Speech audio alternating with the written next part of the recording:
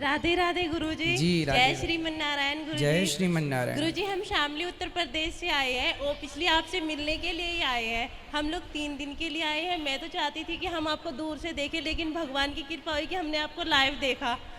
मैं आपको बार बार प्रणाम करती हूँ गुरुजी और कहती हूँ कि आप बस हमारे ऊपर आशीर्वाद बनाए रखना। वैसे भगवान की बहुत कृपा है हमारे ऊपर। और मेरे हस्बैंड का कोई क्वेश्चन है, वो आपसे करना चाहते हैं। करिए।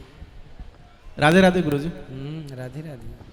गुरुजी, हम आपकी जो कथा है डेली सुनते हैं। एक परिवार में मेरे माता पिता हैं, वो भी डेली आपकी कथा का श्रवण करते हैं और हम आपकी कथा सुन करके बहुत अच्छा लगता है। और साथ में बीच बीच में जो आप पारिवारिक ज्ञान जो देते हैं उससे मैं बहुत ज़्यादा प्रभावित हुआ, वो हमें बहुत अच्छा लगता है। और गुरुजी, मेरा एक प्रश्न है, हालांकि मैंने बहुत 2-3 विद्वानों से भी किया था, उन्होंने अपने अपने तर्क इस पे दिए हैं, बस आपके श्रीमुख से मैं सुनना चाहता हूँ। कहते हैं कि हम सब एक भगवान की कठपुतली हैं, जैसे वो नचाते हैं हम नाचते चले जाते हैं। तो जो हम कर्म करते हैं, चाहे वो अच्छे कर्म कर रहे हो या बुरे कर्म करते हैं, उसमें भी भगवान की इच्छा होगी जिससे हम वो कर्म कर रहे हैं। तो जब हम कोई बुरा कर्म करते हैं तो उसका दंड हमें क्यों मिलता है सर?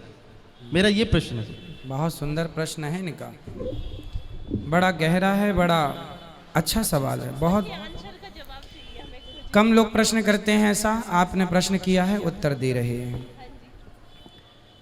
सारे काम भगवान करते हैं। कहते हैं ईश्वर की मर्जी के बिना पत्ता भी नहीं हिलता।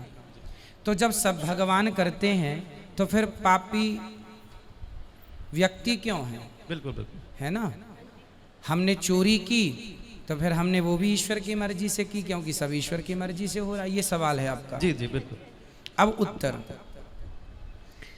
उत्तर के लिए आपसे ही मैं प्रश्न करूंगा। जी बिल्कुल। आपकी एक गाड़ी है, माना कि एक कार आपकी है और आप मालिक हैं, जी। कार के मालिक। आपने एक ड्राइवर लगा रखा है। जी। आपने ड्राइवर से कहा कि गाड़ी लेके स्टेशन चले जाओ, गाड़ी लेके एयरपोर्ट चले जाओ, गाड़ी लेके मार्केट चले जाओ। तो आप जो कहते हैं आपका ड्राइवर वहीं ले जाएगा गाड़ी। जी। गाड़ी आपकी मर्जी से चलती है, चलाता तो ड्राइवर है पर मर्जी आपकी है। सही है? जी बिल्कुल। आपने गाड़ी एयरपोर्ट के लिए रवाना की, जा बेटा मेरे गेस्ट आ रहे हैं, जाओ एयरपोर्ट से लेके आओ। ड्राइवर गाड़ी लेके चला, आपकी मर्जी से जा रहा है। जी जी। पर रास्ते में वो गाड़ी को किसी डिवाइडर से ठोक देता है, तो गाड़ी का एक्सीडेंट हो गया, गाड़ी का नुकसान हो गया, गाड़ी क्षतिग्रस्त हो गई। तो क्या ये आपकी मर्जी थी? जी नहीं।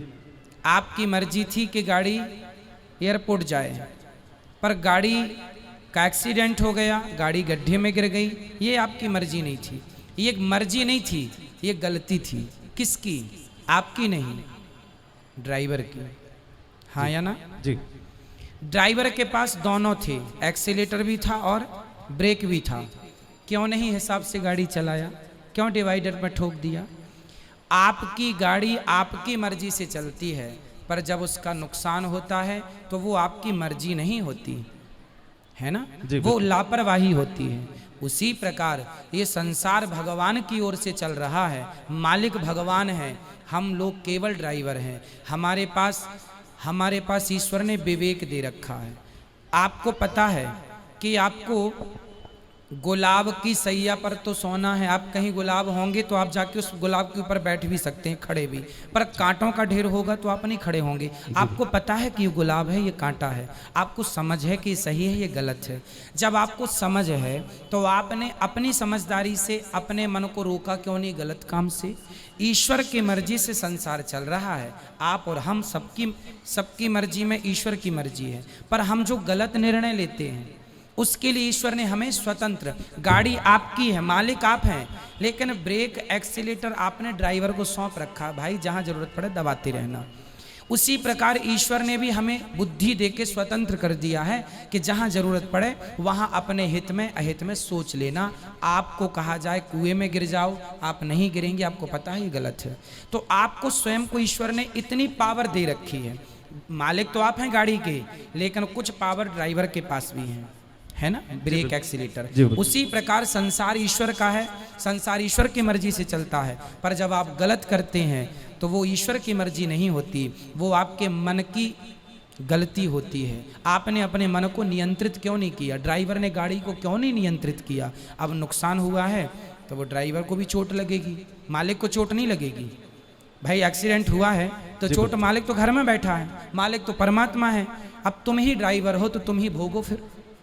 तो अपने अपने किए का दंड, ईश्वर की मर्जी से संसार चलता है, पर उन्होंने हमें सही गलत की सोच दे रखी। सही गलत क्या है वो पहचान दे रखी है। अब आप गलत करें तो इसमें दोषी ईश्वर कैसे हो सकता है? जी गुरुजी, लेकिन मेरा एक थोड़ा सा डाउट है गुरुजी। जी हमने रामायण सीरियल देखा है टीवी में, ठीक है। उसमें ये दिखाया गया था कि जब राम जी लंका को जीत लेते हैं और माता सीता जी जब अग्नि परीक्षा देती हैं, उसके बाद में राजा दशरथ जी आसमान में प्रकट होते हैं। बिल्कुल। और वो राम जी को बोलते हैं कि मुझे तुम पर बहुत गर्व है, मैं तुमसे बहुत खुश हूँ। तो भगवान राम वहाँ पे उनसे एक चीज़ मांगते हैं कि आप मुझे एक वचन दे दो कि आप जो है माता कैकेयी को क्षमा कर दो, उनकी इसमें कोई गलती नहीं। लेकिन वो जो आप बता रहे हैं कि एक विवेक और जो बुद्धि जो दे रखी है वो भगवान ने सभी को दे रखी है, वो माता कैकेयी को भी दे रखी थी। ठीक है। लेकिन उन्होंने गलत निर्णय लिया, लेकिन भगवान ने उनको क्षमा कर दिया। तो मैं ये कहना चाह रहा हूँ कि जब भगवान उनको क्षमा कर सकते हैं तो हम लोगों को क्यों नहीं क्षमा कर? हाँ करते हैं, आपको भी करते हैं, हमें भी करते हैं। कब करेंगे? जब शरण में कैकेयी माँ चित्रकूट जब आई थी ना, तो उन्होंने क्षमा मांग ली थी राम जी से, आत्मसमर्पण कर दिया था, बेटा अपराध हो गया, राम यदि तुमने मुझे माफ़ कर दिया तो वचन दो कि अगली बार तुम मेरे पुत्र बन के आओगे। वही कैकेयी माता देवकी बनी और फिर उनके गर्भ से श्री कृष्ण प्रकट हुए। तो भगवान कहते हैं तुम कितने भी बड़े पापी हो, यदि मेरे सामने आके आत्मसमर्पण कर दोगे और मेरे हो जाओगे, मैं भूल जाऊंगा कि तुमने कोई पाप किया है। ये बात लिखी है, लिखित में सुनिए। सन्मुख हो ही जीव मोहि जब ही जन, सन्मुख हो ही मतलब जब मेरे सन्मुख आ जाएगा, समर्पण कर देगा, तो जन्म कोटि करोड़ों जन्मों के पाप मैं भूल जाऊंगा। ये लिखा है जी। जी। एक छोटा सा क्वेश्चन है जी, एक जी। और। हमने सुना है कि धर्म बहन होती है, लोगों से कहते सुना है कि ये हमारी धर्म बहन है। ठीक है। ये भी सुना है कि ये हमारी धर्म पत्नी है, लेकिन हमने ये कभी नहीं सुना कि ये हमारे धर्म पति है। ऐसा क्यों सर? हाँ, पत्नी भी एक ही होती है ना। अब दूसरी पड़ोसन को तो आप कह नहीं सकते कि मेरी धर्म पत्नी है जी। अपनी कोई ना, आप पत्नी कह सकती है मेरा पति है, परमेश्वर है। वहाँ धर्म तो लगा ही है, जुड़ा ही है, कहने की जरूरत नहीं है, है ना। इसलिए पत्नी धर्म पत्नी है, धर्म की माँ बन जाती है, धर्म की बहन बन जाती है। जो बन जाती हैं वो बन जाते हैं। अब सबको आप कैसे अपना बना सकते हैं?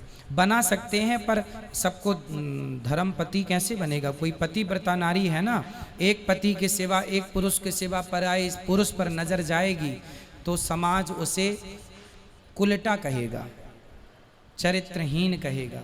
शूर्पणखा गई थी तो उसकी नाक कान भंग हो गई। केवल ये धर्म नारी का नहीं है, पुरुष का भी है। नारी का धर्म है कि वो अपने पति को ही परमेश्वर माने, और पुरुष का धर्म है अपनी पत्नी के सिवा पराई नारी को माँ, बहन और बेटी के रूप में ही देखे। यहाँ वहाँ देखने की जरूरत नहीं है। ठीक है, धन्यवाद गुरुजी, बहुत बहुत धन्यवाद। खुश रहिए, खुश रहिए।